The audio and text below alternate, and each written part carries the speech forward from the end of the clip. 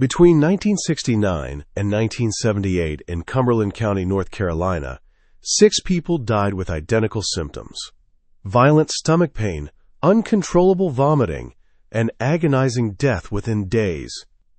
Each victim shared one innocent connection: a soft-spoken, church-going grandmother named Velma Barfield, who was always nearby when tragedy struck, ready with a gentle touch and whispered prayer.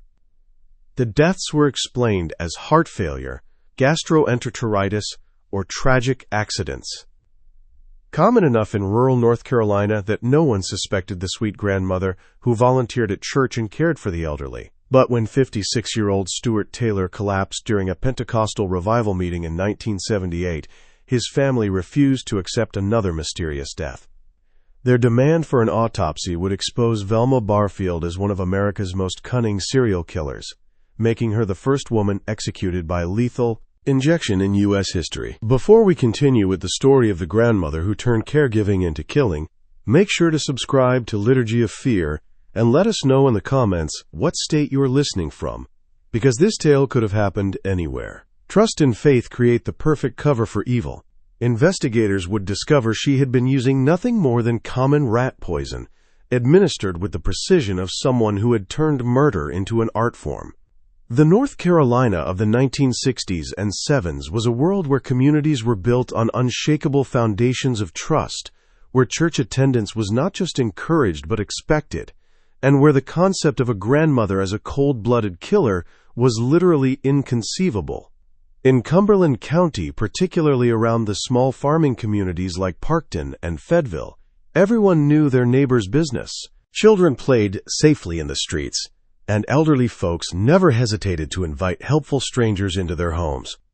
Parkton itself was the kind of place where time seemed to move more slowly.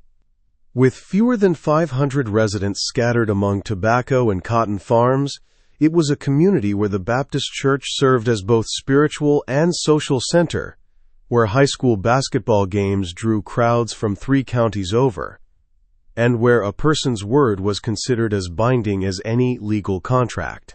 The landscape was dominated by red clay fields that stretched to pine-covered horizons punctuated by modest farmhouses and the occasional general store that served as an unofficial community gathering place. Into this world of simple pleasures and traditional values, Margie Velma Bullard had been born on October 29, 1932 in nearby Eastover, South Carolina, but raised near Fayetteville as the second child and oldest daughter among 9 siblings. Her family worked a small tobacco and cotton farm, where life was hard but honest, where children learned responsibility early and faith in God was as essential as the daily bread. The Bullard household operated under strict Pentecostal Christian principles, with regular church attendance, daily prayers, and an unwavering belief in moral absolutes. Velma's childhood was marked by the kind of poverty that was common but not shameful in rural North Carolina. Their home lacked electricity and running water, luxuries that many families in the area couldn't afford. When nature called, the family would simply walk into the woods behind their property. A practice that was practical rather than primitive, in an era when indoor plumbing was still considered a luxury for city folks. Despite the hardships, or perhaps because of them, the Bullard children learned the value of hard work, family loyalty, and community support. In elementary school, Velma proved to be a bright student who excelled academically and showed particular talent for reading and writing. Teachers noted her quiet intelligence and helpful nature. She was always willing to assist classmates who struggled with their lessons and never caused disciplinary problems. Her report cards consistently showed high marks, and there seemed to be genuine potential for academic achievement, despite the family's limited financial resources. As she entered her teenage years at Parkton Public School, Velma discovered a passion for basketball that surprised everyone, including herself. Despite not fitting the typical athletic build, she possessed quick reflexes and an understanding of game strategy that made her valuable to the girls' team. Basketball became her escape from the increasing responsibilities at home, a place where she could forget about household chores and family obligations for a few precious hours each week. But this brief taste of independence was short-lived. When her mother Lily gave birth to twins, the family dynamic shifted dramatically. As the oldest daughter, Velma was expected to sacrifice her personal interests for family needs. Lily, overwhelmed by the demands of caring for newborns while managing a household of 9 children, insisted that Velma quit the basketball team to help with housework, cooking, and childcare. The disappointment was crushing for a young woman who had just discovered something she truly enjoyed and excelled at. It was during this period of adolescent frustration that Velma met Thomas Burke, a lanky, dark-haired boy who was a year older and possessed both a gentle nature and a sense of humor that could make her laugh even during her darkest moments. Thomas was not conventionally handsome. He had prominent ears and angular features, but he treated Velma with kindness and respect that was notably different from her father's harsh demeanor. Their courtship was conducted entirely within the confines of school grounds, as Velma's father had strict rules about dating that wouldn't be relaxed until she turned 16. When Velma did reach that milestone birthday, her father arbitrarily decided that 16 was still too young for serious courtship, leaving the young couple frustrated and increasingly determined to find their own path forward. Their romance deepened during stolen moments between classes and brief conversations after church services where Thomas would often attend just to see her. The decision to elope came as much from desperation to escape her increasingly difficult home situation as from young love. At 17, Velma saw marriage to Thomas as her only realistic path to independence and a better life. On a quiet morning in 1949, they drove to a justice of the peace in a neighboring county and exchanged vows in a simple ceremony that would bind them together for the next 20 years.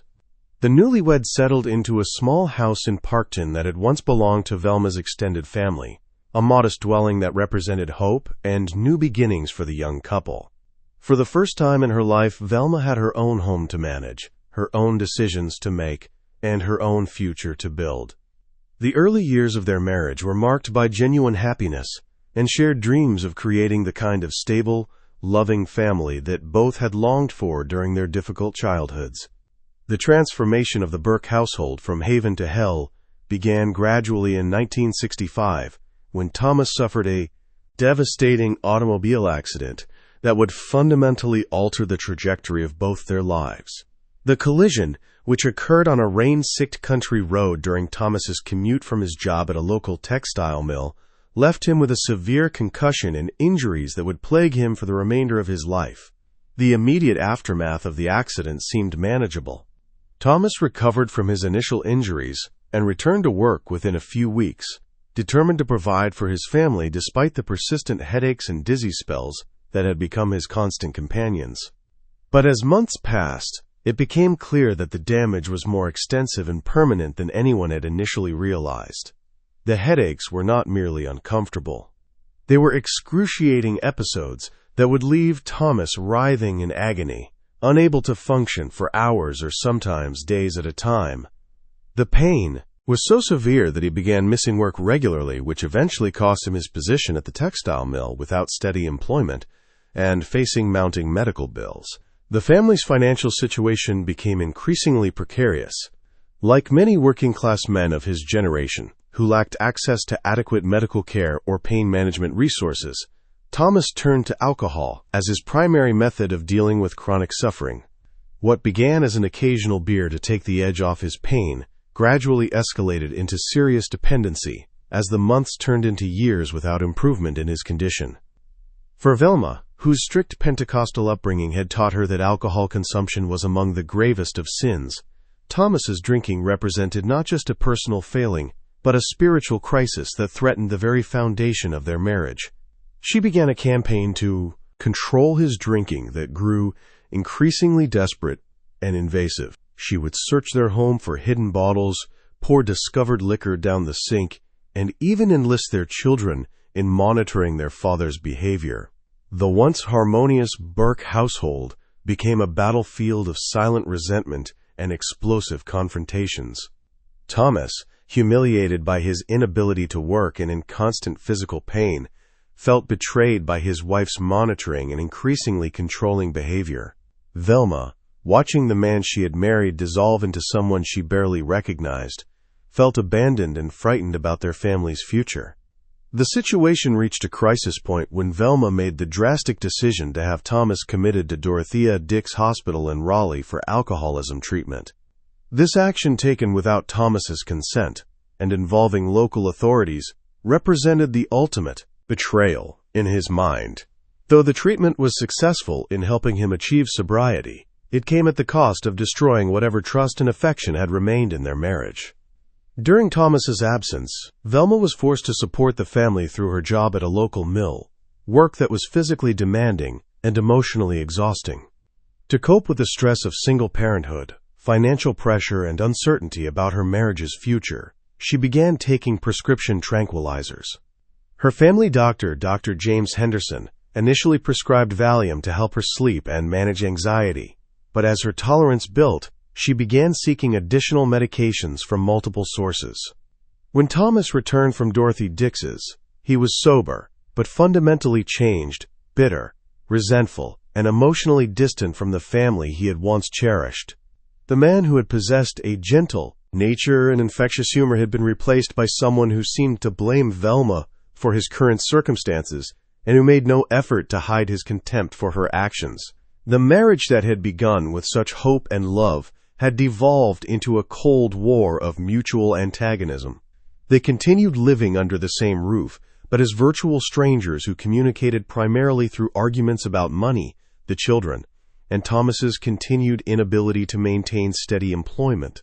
On the night of April 4, 1969, this toxic situation reached its fatal conclusion.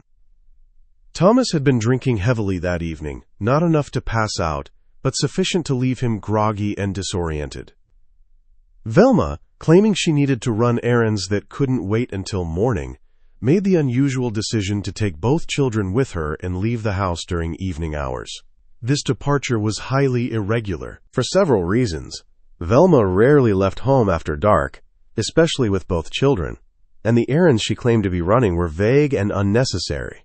Neighbors would later recall that she had seemed agitated and distracted in the days leading up to that night, as if wrestling with some momentous decision. When the family returned several hours later, they found their home engulfed in flames that had already consumed most of the structure. The Parkton Volunteer Fire Department responded quickly to the emergency call, but the blaze was too advanced for effective intervention. Firefighters focused their efforts on preventing the fire from spreading to neighboring properties, while the Burke family watched their life's possessions turn to ash. Thomas Berg's body was found in the bedroom where the fire appeared to have originated. The medical examiner determined that he had died from smoke inhalation before the flames reached him, a small mercy that spared him from the agony of burning alive. The scene investigation conducted by Cumberland County Sheriff's deputies with limited training in fire forensics concluded that Thomas had fallen asleep while smoking a cigarette, a tragically common cause of house fires in rural areas during that era. Velma's reaction to the tragedy appeared genuine and devastating. She wept inconsolably at the scene, had to be physically restrained from attempting to enter the burning house, and seemed completely broken by the loss of her husband and home. Neighbors and emergency responders noted her obvious grief and immediately rallied to support the widow and her 2 children. The funeral service at Parkton Baptist Church was attended by virtually the entire community. With Velma playing the role of the devastated widow to perfection, she accepted condolences with appropriate dignity, spoke movingly about Thomas, struggles with alcohol and chronic pain, and expressed gratitude for the community's support during her family's darkest hour. But there were subtle details that didn't quite align with the narrative of tragic accident. Several neighbors noticed that Velma had removed several valuable items from the house in the days before the fire. Family photographs, important documents, and small pieces of jewelry that she claimed to be cleaning or repairing. The timing of her departure with the children, leaving Thomas alone and intoxicated, struck some as unusually convenient. Most significantly, just 3 months after Thomas's death, the vacant lot where their home had stood experienced a second fire, when debris that had been left to smolder somehow reignited. This second blaze, though smaller than the first, was significant, enough to trigger an insurance investigation that ultimately resulted in a substantial payout to Velma. The insurance money, combined with a modest life insurance policy on Thomas and community donations organized by their church, provided Velma with more financial security than she had ever possessed. For a woman who had been struggling to make ends meet just months earlier, widowhood had proven remarkably profitable. What the community couldn't know was that they had just witnessed the birth of one of North Carolina's most methodical serial killers. Velma had discovered that murder, when properly executed and convincingly explained, could solve multiple problems simultaneously while generating sympathy and financial reward. The sweet-faced grandmother had tasted blood, and she would soon develop an insatiable appetite for more. The months following Thomas Burke's death revealed a side of Velma that few in the community had ever suspected existed, while maintaining her public image as a grieving widow devoted to her children's welfare. She began demonstrating a remarkable ability to attract and manipulate men who could provide the financial security and emotional stability she craved. Within 6 months of becoming a widow, Velma had begun a relationship with Jennings Barfield, a 43-year-old widower who owned considerable property in the area and maintained a comfortable income through farming and various business investments. Jennings was known throughout Cumberland County as a man of substance and integrity, someone who had successfully raised his own children after his first wife's death, and who was considered one of the most eligible bachelors in their social circle. Their courtship moved with a speed that raised eyebrows among their mutual acquaintances. While it was not uncommon for widowed individuals to remarry relatively quickly in that era, particularly when children were involved, the intensity of Velma's pursuit of Jennings seemed almost predatory to those who observed it closely. She attended social functions where she knew he would be present, found excuses to visit his property with small gifts or offers to help with household tasks, and generally made herself indispensable to his daily routine. Jennings, for his part, was genuinely attracted to Velma's apparent devotion and domestic skills.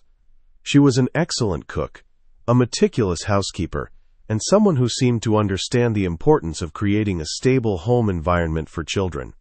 Her religious faith, demonstrated through regular church attendance and involvement in various charitable activities, aligned with his own values, and suggested a moral foundation that he found appealing.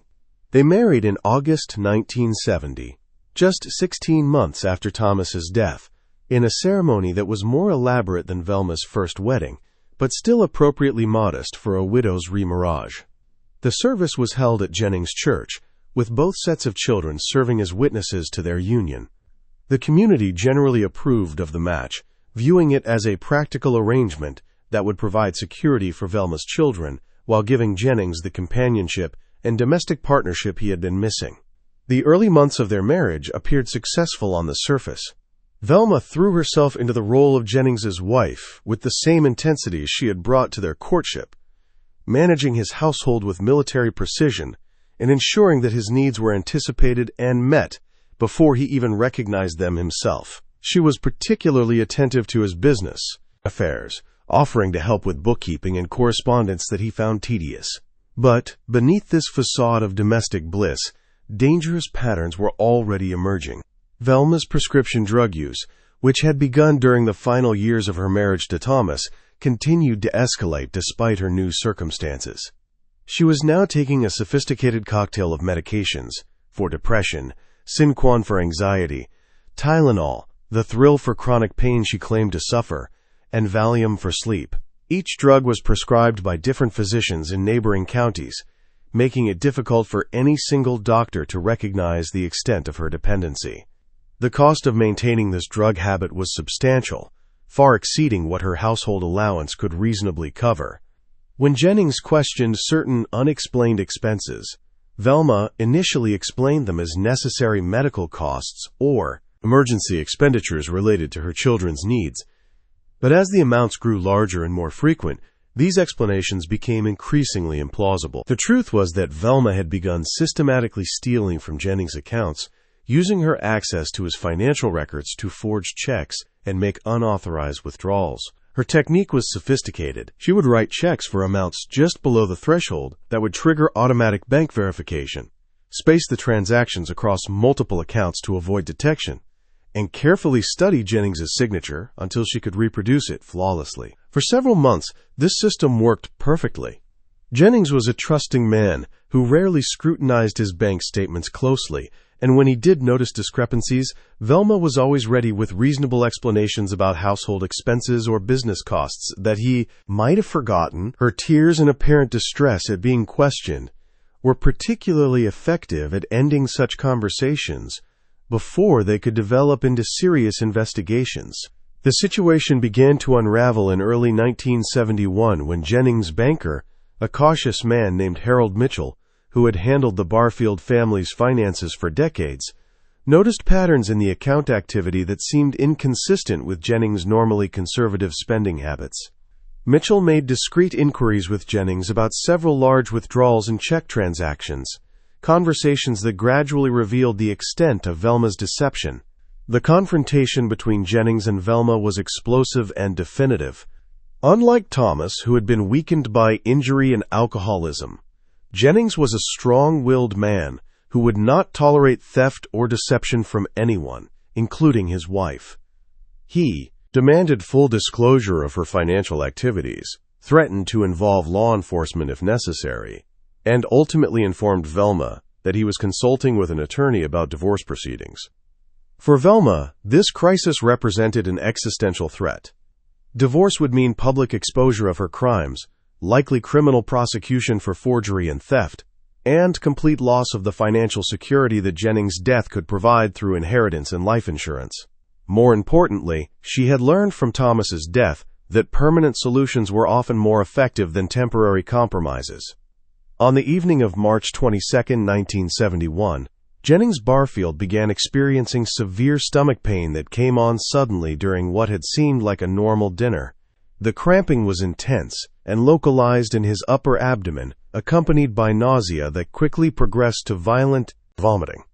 Within hours, he was also experiencing chest pain that he initially attributed to muscle strain from retching. Velma immediately assumed the role of concerned wife, calling their family physician and helping Jennings to the hospital when his condition continued to deteriorate.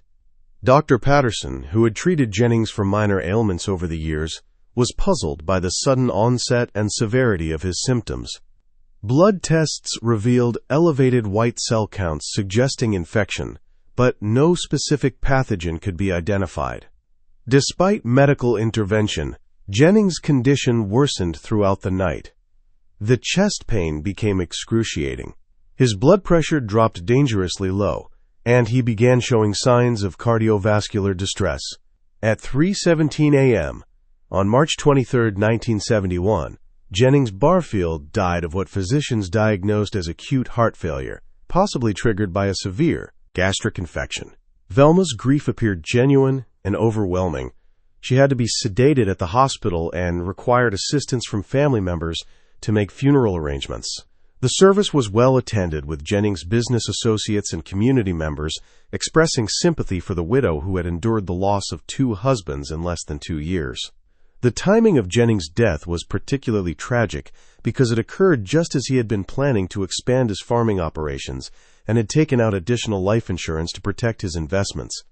These policies, combined with his existing coverage and property holdings, left Velma significantly wealthier than she had ever been.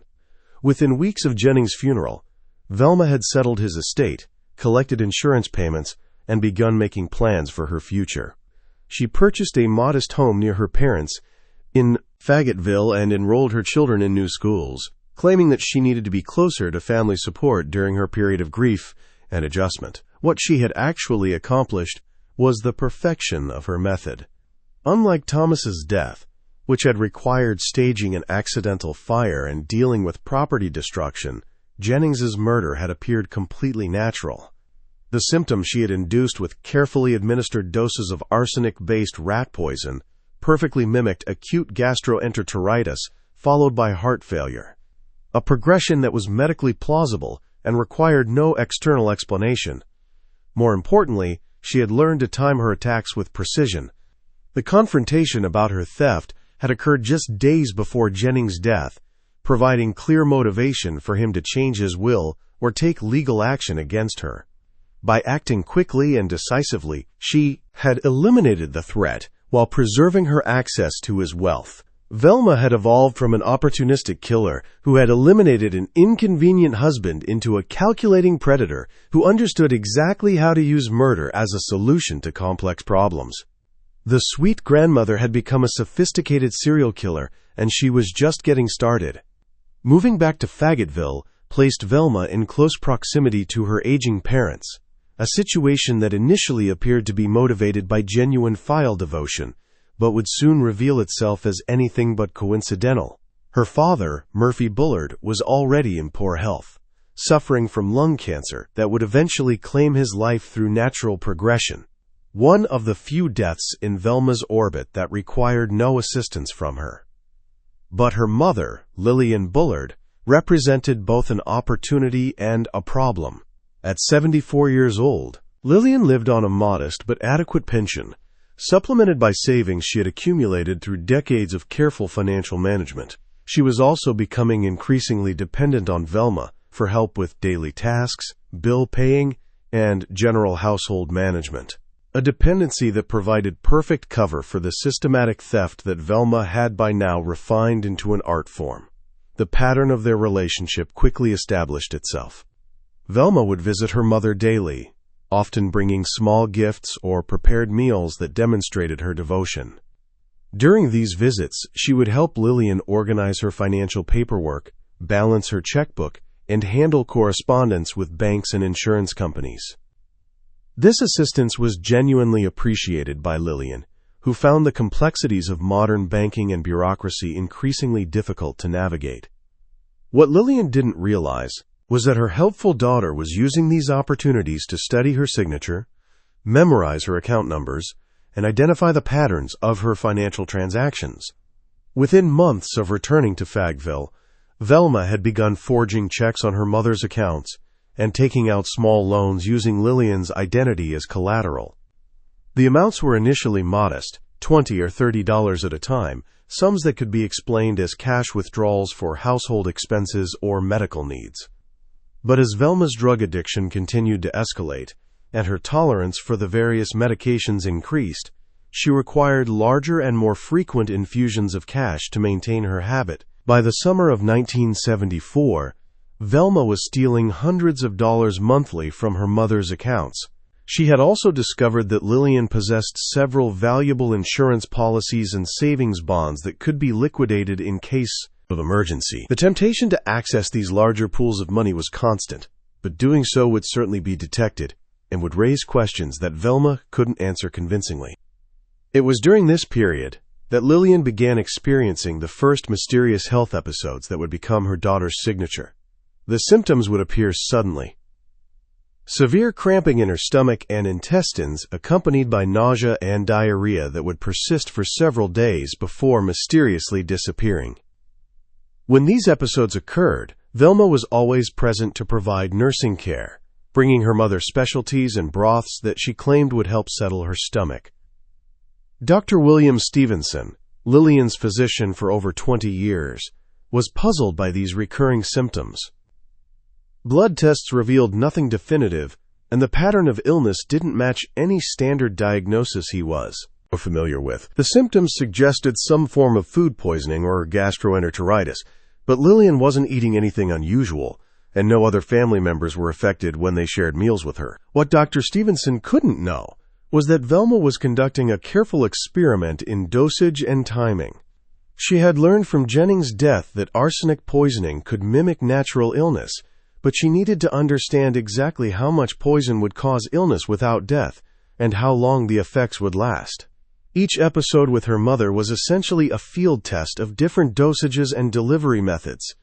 The psychological effect on Lillian was as important as the physical symptoms. Each bout of illness left her feeling weak and vulnerable, increasingly dependent on Velma's care, and grateful for her daughter's constant attention. The fear of another episode made Lillian reluctant to question any of Velma's suggestions about household management or financial decisions. During this same period, Velma began dating another man, Robert McKenzie, a local businessman who had lost his wife to cancer the previous year. Robert was attracted to Velma's apparent devotion to her family and her reputation as a caring daughter and mother. Their relationship progressed steadily through the summer of 1974, with Robert beginning to hint at marriage and a future together. But in August 1974, Robert Mackenzie died in a single car accident on a rural highway outside Fayetteville. The circumstances were unusual. Robert was known as a careful driver who rarely traveled alone at night. Yet he had apparently lost control of his vehicle on a clear, dry road and crashed into a tree at high speed. No mechanical failure could be identified, and toxicology tests were not routinely performed on accident victims in that era. Robert's death was convenient for Velma in several ways. Their relationship had been progressing toward a level of intimacy and commitment that would have made her other activities more difficult to conceal. More importantly, Robert had been asking questions about her family situation and finances that suggested he was becoming suspicious of certain inconsistencies in her stories. As Christmas approached in 1974, Velma knew that her mother's financial situation would soon be scrutinized by banks and insurance companies as part of their routine year-end audits. The amounts she had stolen were now substantial enough that discovery was inevitable unless she took decisive action to prevent any investigation. On the evening of December 28, 1974, during what should have been a peaceful holiday celebration with extended family, Lillian Bullard was struck by the most severe episode of stomach illness she had ever experienced. The pain was excruciating and constant, unlike the intermittent cramping of her previous episodes. The vomiting was violent and continuous, and she quickly became dehydrated and disoriented. Velma immediately took charge of the situation, calling for an ambulance and accompanying her mother to Cape Far Valley Hospital. Throughout the crisis, she maintained the image of a devoted daughter, holding Lillian's hand during transport and staying by her bedside as medical personnel worked to stabilize her condition. Dr. Stevenson was called to the hospital to consult on Lillian's case, but he was as baffled as the emergency room physicians by the severity and progression of her symptoms. Bloodwork revealed significant abnormalities, but no specific cause could be identified. Intravenous fluids and anti-nausea medications provided temporary relief, but Lillian's overall condition continued to deteriorate. At 11:43 p.m. on December 30, 1974, Lillian Bullard died of what hospital records listed as complications from acute gastroenteritis. The attending physician noted that the case was unusual in its severity and rapid progression, but in an era before widespread awareness of poisoning cases, the possibility of deliberate harm was never seriously considered. Velma's grief at her mother's death appeared profound and genuine. She wept openly at the hospital, required sedation to sleep, and seemed completely devastated by the loss of the woman who had been her closest family member. The funeral was a major community event, with Lillian remembered as a devoted mother and grandmother who had raised 9 children and lived a life of Christian service. The settlement of Lillian's estate provided Velma with additional financial resources, but more importantly, it eliminated any possibility that her theft would be discovered. With her mother dead, there was no one to question missing funds or forged signatures. And the estate proceedings actually legitimized Velma's access to accounts she had been looting for months. But perhaps most significantly, Lillian's death had provided Velma with absolute confidence in her method. She had successfully murdered her own mother without arousing the slightest suspicion from medical professionals, family members, or law enforcement. The crime had been executed with clinical precision and had yielded exactly the results she had intended. Velma had crossed a line that even the most hardened criminals rarely approach. She had killed the woman who had given her life. If she could murder her own mother without remorse or detection, no one else would be safe from her calculated malice.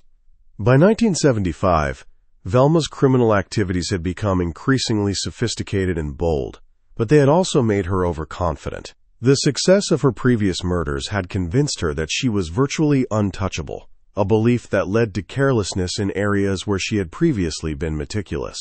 Her check forgery operations, which had been conducted with careful attention to amounts and timing, became more aggressive and less discriminating.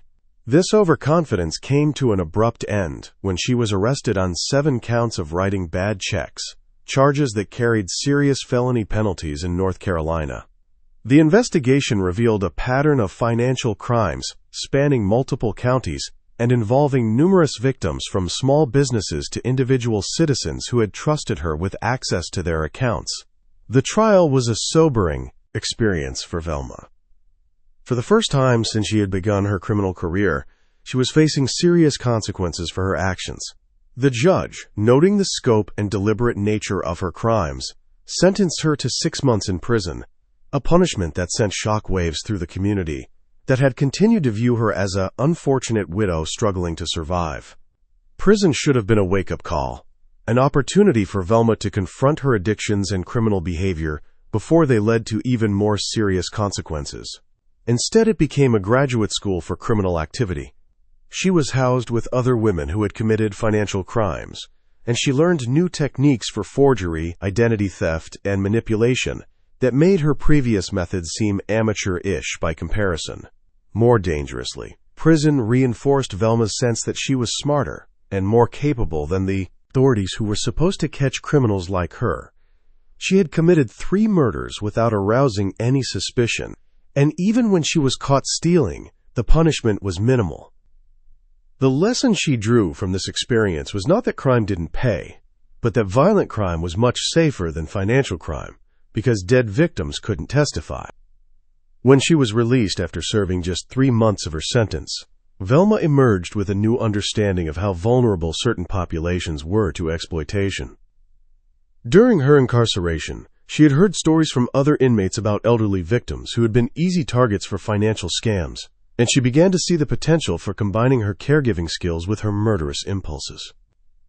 In 1976, she found the perfect opportunity when she was hired as a home health aide for Montgomery and Dolly Edwards, an elderly couple in Lumberton. Montgomery was 94 years old. Dolly was 84, and both were wealthy enough to afford private care, but isolated enough to be vulnerable to systematic abuse. They had limited contact with extended family and few friends who visited regularly, making them ideal targets for someone with Velma's particular skills. The Edwards family was impressed by Velma's references and apparent devotion to her patients. She had carefully cultivated relationships with several churches in the area, presenting herself as a woman who had been forced into caregiving work by economic necessity, but who approached her duties with Christian dedication. Her request for Wednesday nights and Sundays off to attend religious services reinforced this image and provided her with alibis for times when she might need to be away from her victims. Montgomery and Dolly welcomed Velma into their home with the trust that characterized their generation's attitude toward caregivers. They gave her access to their financial records so she could help with bill paying, provided her with keys to their home and automobiles, and gradually became dependent on her for everything from meal preparation to medication management. What they didn't realize was that Velma had begun her standard pattern of theft almost immediately upon starting work. She studied their signatures, memorized their account numbers, and identified the patterns of their financial transactions with the expertise of a professional criminal. Within weeks, she was forging checks on Montgomery's accounts and making unauthorized withdrawals that she disguised as legitimate household expenses. The amounts she stole were substantial, but carefully calculated to avoid immediate detection. Montgomery's advancing age and increasing confusion made him an unreliable monitor of his own finances, and Dolly had never been involved in money management and didn't understand the family's financial situation well enough to notice discrepancies. For several months, this arrangement worked perfectly from Velma's perspective.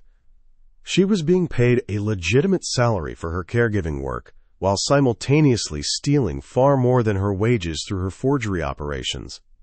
The elderly couple trusted her completely and often expressed gratitude for her dedicated service, never suspecting that their trusted caregiver was systematically looting their life savings. Montgomery Edwards died on January 29, 1977, of what appeared to be natural causes related to his advanced age and failing health. His death was expected and peaceful, requiring no intervention from Velma beyond ensuring that he was comfortable during his final days. The family was grateful for her care during this difficult period and asked her to continue working for Dolly during her adjustment to widowhood. But just over a month later, on March 1, 1977, Dolly Edwards began experiencing symptoms that had become disturbingly familiar to anyone who had observed Velma's previous victims. The elderly woman, who had seemed to be coping well with her husband's death, suddenly developed severe cramping, nausea, and diarrhea that progressed rapidly from uncomfortable to life-threatening. Velma was by Dolly's side throughout the ordeal, demonstrating the same devoted care she had shown during Montgomery's final illness. She prepared special broths and teas for Dolly, claiming they would help settle her stomach, and stayed with her around the clock as her condition deteriorated. When it became clear that Dolly needed hospitalization, Velma rode in the ambulance and maintained her vigil at the hospital bedside. Despite medical intervention, Dolly's condition continued to worsen. The symptoms were consistent with severe gastroenteritis, but the rapid progression and intensity suggested something more serious than a simple stomach virus. On March 1, 1977, Dolly Edwards died with Velma holding her hand and whispering prayers for her peaceful passage. The Edwards family was devastated by the loss of both elderly relatives in such a short period, but they remained grateful for Velma's dedicated care during their family's difficult time. They spoke movingly at Dolly's funeral about how fortunate they had been to find such a caring Christian woman to help their loved ones during their final months. What they didn't know was that Velma had murdered Dolly Edwards to prevent the discovery of her ongoing theft. The elderly woman had begun asking questions about missing money and unexplained bank transactions that suggested she was becoming aware of the systematic looting of her accounts. Rather than risk exposure, Velma had chosen the permanent solution that had served her so well in the past. Following Dolly's death, Velma was quickly reassigned to care for another elderly couple, John Henry Lee, 80, and his wife Record Lee, who had recently broken her leg and needed assistance with daily activities. The Lee family had heard excellent references about Velma's caring nature and Christian character from the Edwards family, and they felt fortunate to secure her services during their time of need.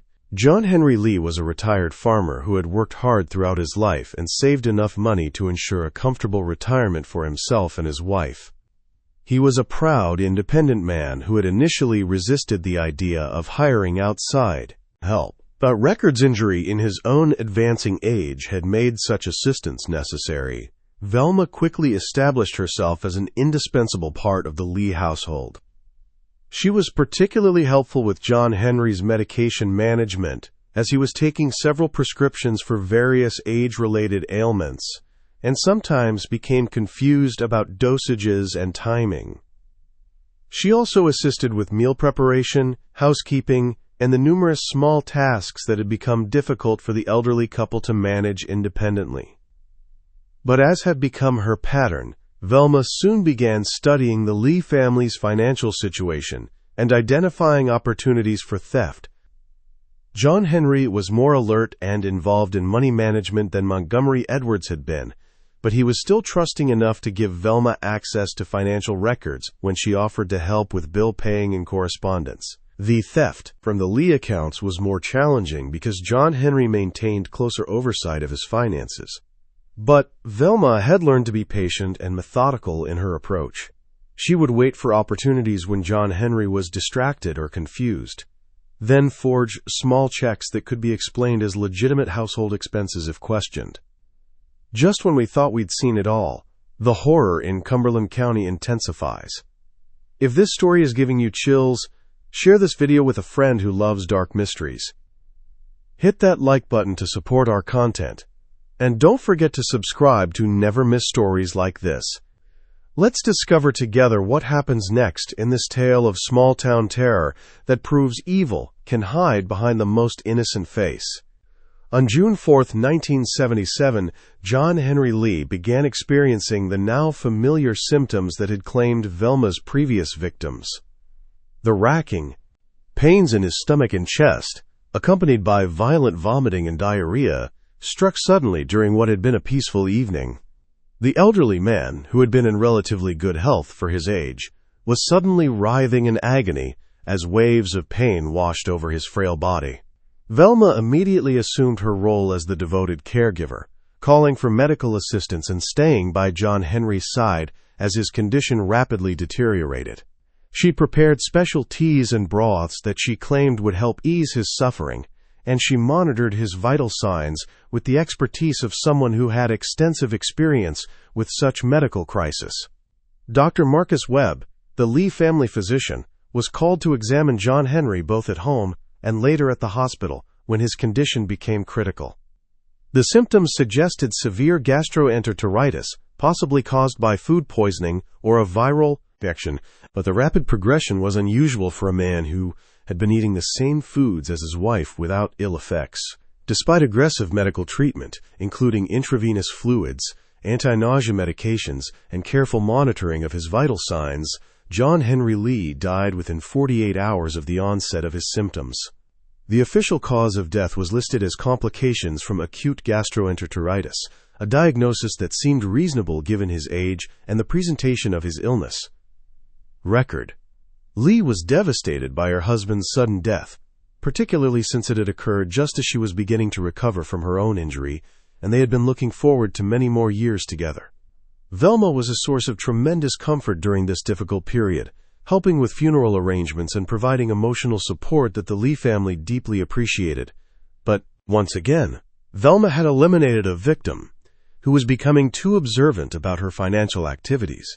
John Henry had begun asking pointed questions about certain bank transactions and missing funds that suggested he was developing suspicions about his trusted caregiver's honesty. His death removed this threat, while reinforcing Velma's reputation as an unlucky woman who seemed to attract tragedy wherever she went. The pattern was now unmistakable to anyone who looked closely. But in rural North Carolina during the 1970s, the idea that a church-going grandmother might be systematically poisoning elderly patients was literally unthinkable. Each death was viewed as a separate tragedy, a natural consequence of advanced age and failing health, rather than as part of a deliberate pattern of murder for profit. Velma had perfected her method to such a degree that she was essentially operating with impunity. She had learned exactly how much arsenic to administer to produce symptoms that would appear natural, how to time the doses to avoid detection, and how to maintain her image as a devoted caregiver, even while committing cold-blooded murder. She had become one of the most successful serial killers in American history, and no one suspected a thing. By late 1977, Velma had entered into what would become her most significant and ultimately fatal relationship with Stuart Taylor, a 56-year-old tobacco farmer and widower who represented a different type of target than her previous victims. Unlike the elderly patients she had been systematically murdering, Stuart was relatively young, healthy, and alert. He also had limited financial resources, which meant that money was not the primary motive for their relationship. Stuart Taylor was a simple, honest man who had worked the same tobacco farm for most of his adult life. He had been married for over 30 years when his wife died of cancer, leaving him lonely and somewhat lost in managing the domestic aspects of his life. He was not particularly religious, but he understood that faith was important to many people in their community, and he respected those who found comfort in church attendance. Their relationship began when Stuart was introduced to Velma through the Edwards family, who spoke highly of her character and caregiving abilities. Stuart was attracted to Velma's apparent stability and domestic skills, qualities that seemed to promise the kind of companionship he had been missing since his wife's death.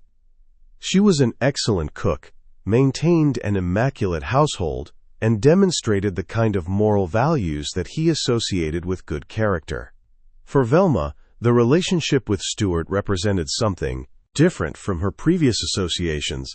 He was not wealthy enough to be worth murdering for financial gain, and he was too alert and involved in his own affairs to be an easy target for systematic theft. Instead, their relationship provided her with emotional stability, and a cover of Normally that helped deflect any lingering suspicions about the recent string of deaths among her patients. The couple settled into a comfortable routine that seemed to benefit both of them. Stewart appreciated having someone to cook his meals, manage his household, and provide companionship during the long winter evenings. Velma enjoyed the security of a stable relationship and the respectability that came from being associated with a man who was well regarded in the farming community.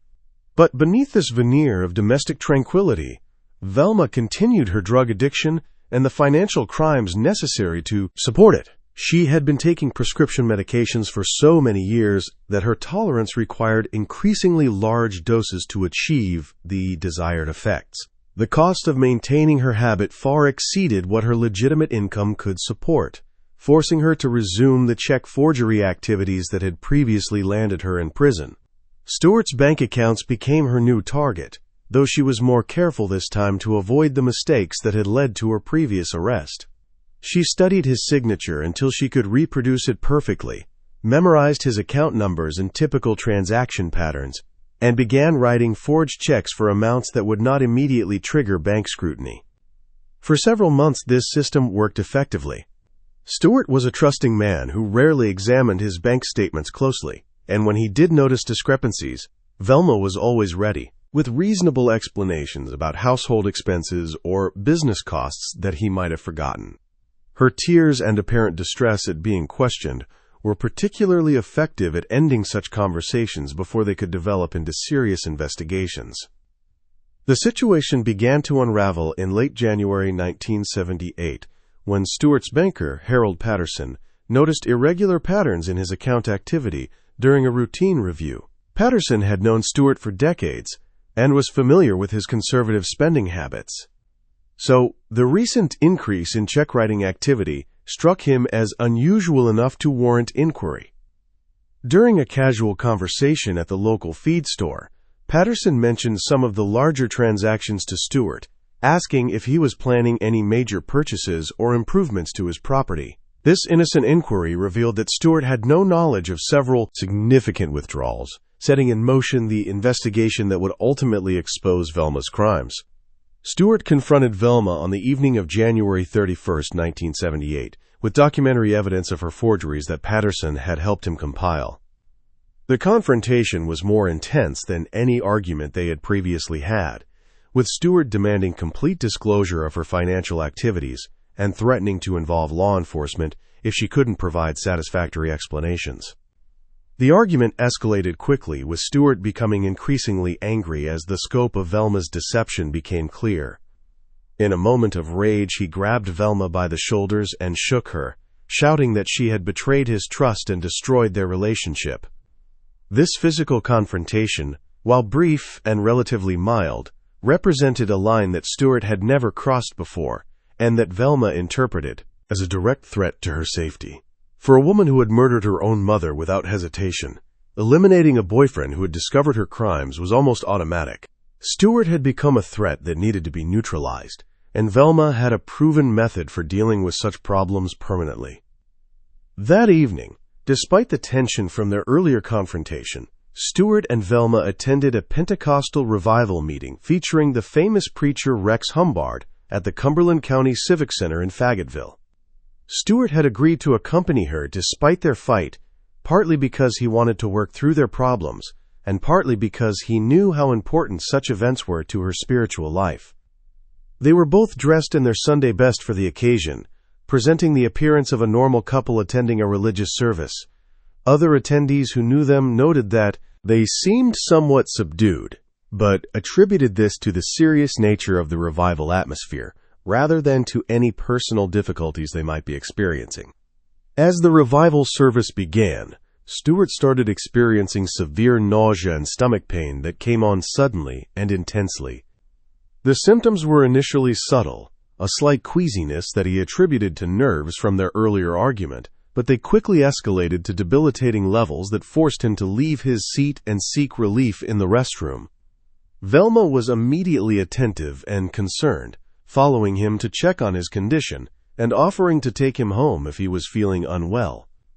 Other congregation members noticed her obvious devotion to him during his distress, commenting later about what a caring partner she was during his medical crisis. When Stewart's condition failed to improve during the service, Velma insisted on taking him home and putting him to bed, promising to monitor his symptoms and call a doctor if necessary. The drive home was agonizing for Stewart, who was now experiencing waves of cramping pain that left him doubled over and struggling to breathe normally. Over the next 3 days, Stewart's condition deteriorated steadily, despite Velma's devoted nursing care. The stomach pain became excruciating and constant, accompanied by violent vomiting that prevented him from keeping down even small amounts of water.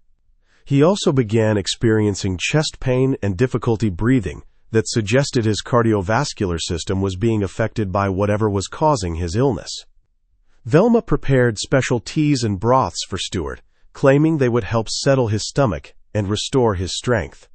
She monitored his vital signs constantly, adjusting his position to make him more comfortable and providing emotional support during his moments of greatest distress. To observers, she appeared to be doing everything possible to help him recover from what seemed to be a severe case of food poisoning or stomach flu. When Stewart's condition became life-threatening, Velma made the decision to take him to the hospital, where emergency room physicians worked to stabilize his condition through intravenous fluids and medications designed to control his symptoms.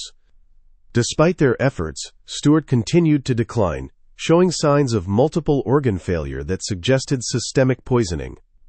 On February 3, 1978, Stewart Taylor died at Cape Fear Valley Hospital, with Velma maintaining her vigil at his bedside.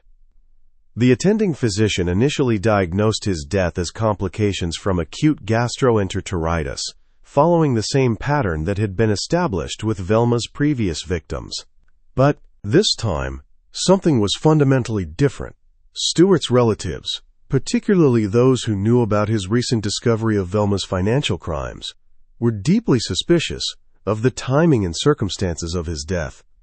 Unlike the elderly victims whose deaths had been attributed to natural causes, Stewart had been relatively young and healthy, making his sudden illness and rapid decline much more difficult to explain as natural occurrence.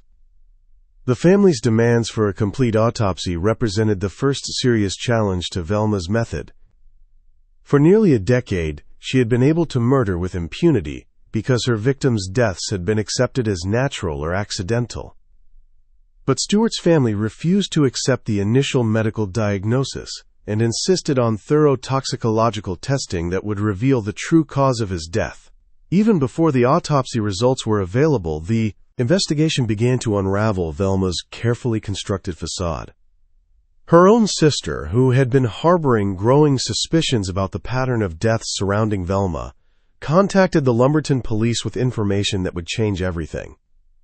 In a tearful phone call that would later be described as one of the most dramatic moments in Cumberland County law enforcement history, Velma's sister told investigators that she believed her sibling had poisoned Stewart Taylor and possibly other victims. The call came from a woman who was torn between family loyalty and moral obligation, someone who could no longer remain silent about her terrible suspicions. When the autopsy results confirmed the presence of lethal levels of arsenic in Stewart Taylor's system, police finally had the evidence they needed to arrest the woman who had been hiding in plain sight as one of North Carolina's most prolific serial killers.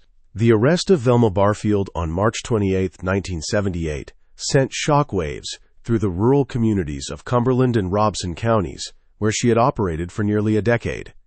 The woman who had been viewed as an unlucky widow, a devoted daughter, and a caring grandmother was suddenly revealed to be a calculating serial killer who had used arsenic-based rat poison to systematically eliminate anyone who threatened her financial security or discovered her crimes.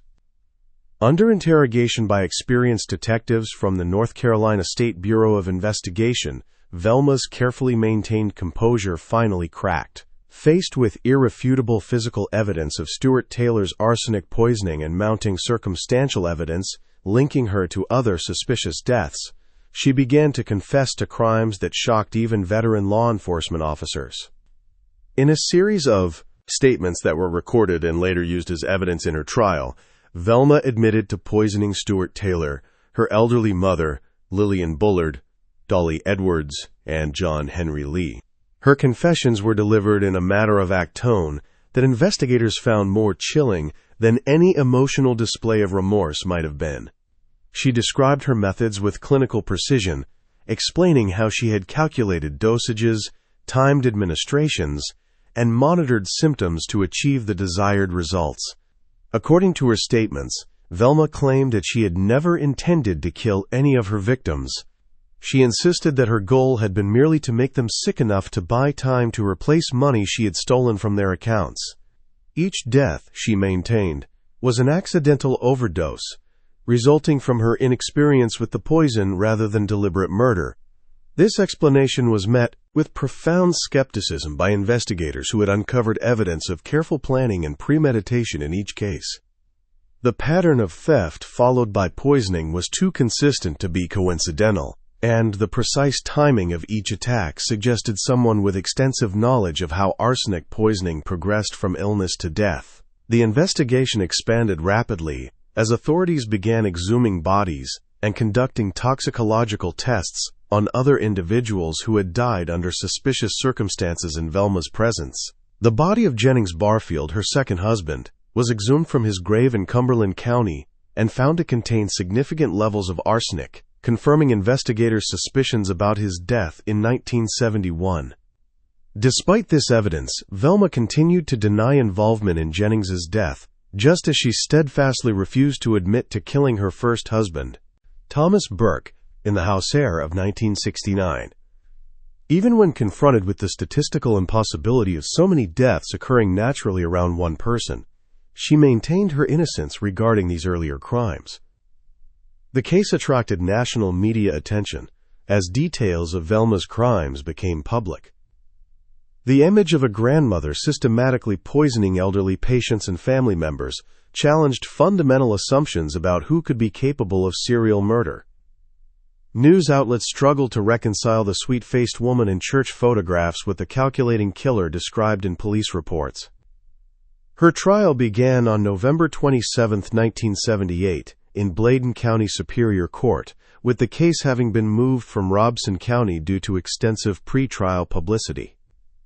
The proceeding was presided over by Judge Henry A. McKinnon, one of North Carolina's most experienced and respected trial judges, who had handled numerous capital cases throughout his distinguished career. The prosecution, led by District Attorney Joe Freeman Britt, presented a methodical case that traced the pattern of theft and murder from Thomas Burke's death in 1969 through Stuart Taylor's poisoning in 1978. They introduced evidence of Velma's systematic check forgery operations, her access to each victim's financial resources, and the timing of each death in relation to the discovery or potential discovery of her crimes. Particularly damaging was testimony about Velma's behavior during and after each victim's illness. Witnesses described how she had insisted on preparing special foods and drinks for her victims, how she had monitored their symptoms with unusual interest, and how she had seemed almost eager to volunteer information about their medical conditions to physicians and family members. The defense team, led by attorneys Robert Jacobson and Richard Burr, faced an almost impossible task in light of the physical evidence and Velma's own confessions. They attempted to argue that her judgment had been impaired by her extensive use of prescription drugs, claiming that she had been too intoxicated to form the intent necessary for first-degree murder. They also introduced testimony about Velma's difficult childhood and alleged history of sexual abuse, hoping to generate sympathy from the jury and provide psychological explanations for her criminal behavior. Dr. Dorothy Otnow Lewis, a prominent psychiatrist from New York University, testified that Velma suffered from dissociative identity disorder and claimed to have spoken with an alternate personality named Billy, who had supposedly committed the murders. This psychiatric testimony was met with skepticism by both the judge and jury. Judge McKinnon famously responded to the multiple personality defense by stating, "One of them did it. I don't care which one," making clear his view that the legal system was concerned with actions rather than psychological theories about motivation.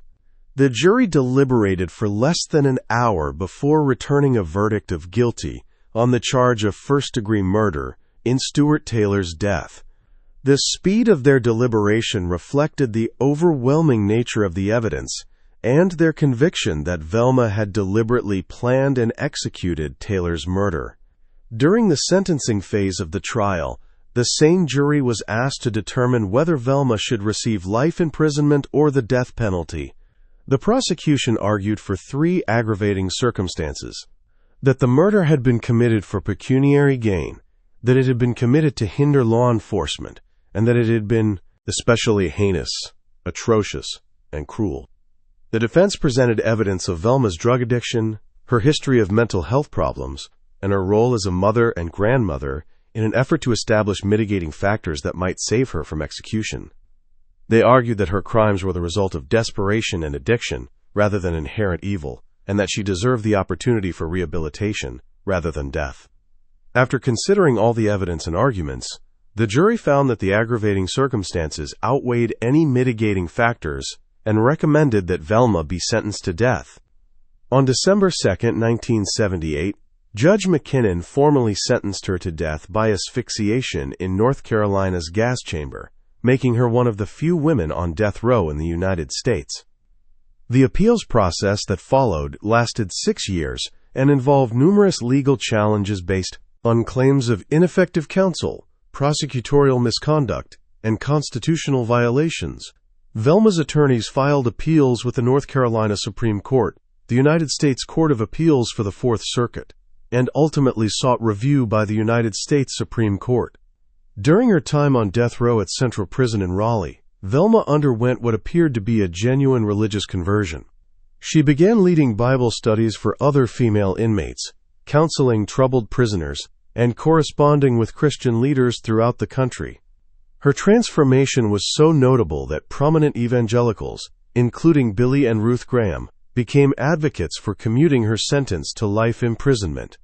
The campaign to save Velma's life gained international attention and generated thousands of letters to North Carolina Governor Jim Hunt requesting clemency. Supporters argued that her religious conversion demonstrated genuine remorse and that executing a grandmother would set a dangerous precedent for the treatment of women in the criminal justice system. However, the families of her victims remained adamant that justice required her execution. They pointed out that Velma had shown no remorse for her crimes until after her conviction, and that her religious conversion seemed calculated to generate sympathy rather than representing genuine spiritual transformation.